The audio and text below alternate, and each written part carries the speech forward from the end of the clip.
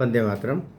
नमस्कार, जय श्री राम। अहमदाबाद वाली वायुयान दुर्घटना की घटना इतनी विभत्स और इतनी डरावनी है कि वो बार बार रह रह कर याद आ रही है। विशेषकर वो जो तीन छोटे छोटे बच्चे, दो लड़के और एक लड़की, और उनके माता पिता, न जाने कितने सपने, न जाने कितनी आशाएं, न जाने कितने योजनाएं उस प्लेन के साथ ध्वस्त हो गई।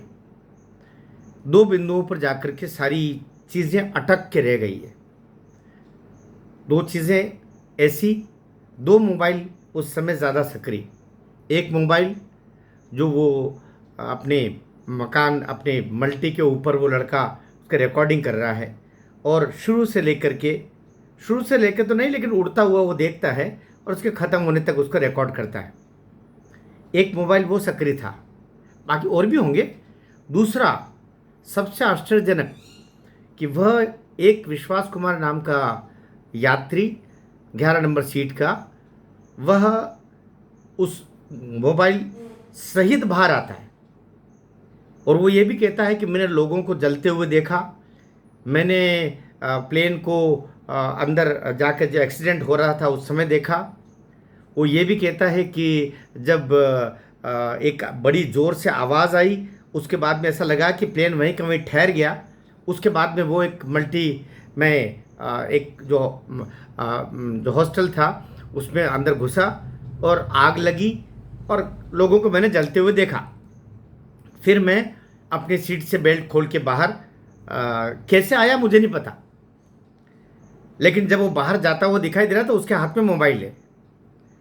दो चीज़ें, हम उस पर शक नहीं कर रहे हैं, लेकिन वस्तु स्थिति साफ हो ये अपेक्षा। तो जब मामला इतना बड़ा है तो छोटी छोटी चीज़ें भी ध्यान देने वाली होती है। एक, उसका भाई उसका साथ था, वो भी उसमें उसकी मृत्यु हो गई, विश्वास कुमार के भाई की, जो कह रहा था कि मेरा भाई भी इसके साथ था, मैं अपने भाई को ढूंढ रहा हूँ।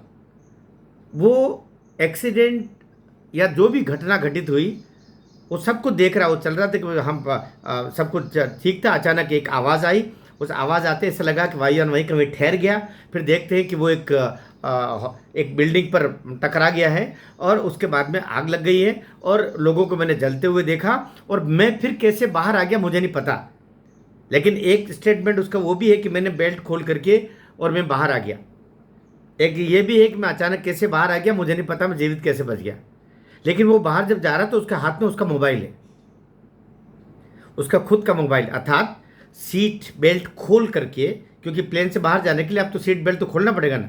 इतने कम समय में उसने सीट बेल्ट खोला भी है, अपना मोबाइल लिया भी है, ये सारी घटनाएं देखी भी है, और वो फिर बाहर आ गया। एक वो लड़का जो बाहर से कर रहा था। दूसरा, दो मोबाइल उस समय सक्रिय। हम जो वायुयान यात्राएं करते हैं तो ये कहा जाता है कि वो टेक ऑफ करे उससे पहले आप अपने अपने मोबाइल बंद कर लें। आप अपने अपने मोबाइल बंद कर लें, स्विच ऑफ कर लें। ये कहा जाता है ना, हम सब जानते हैं। क्या विश्वास कुमार का मोबाइल उस समय स्विच ऑफ था? क्या उसके मोबाइल की सक्रियता या उसके मोबाइल की किसी गतिविधि के कारण तो पूरा प्लेन रुक नहीं गया? दो मोबाइल एक्टिव थे, दोनों के साथ ये बात हो सकती है। ये जांच का विषय तो है। एक पॉइंट मोबाइल को लेकर के। दूसरा पॉइंट कि फ्यूल वहां तक नहीं पहुंचे।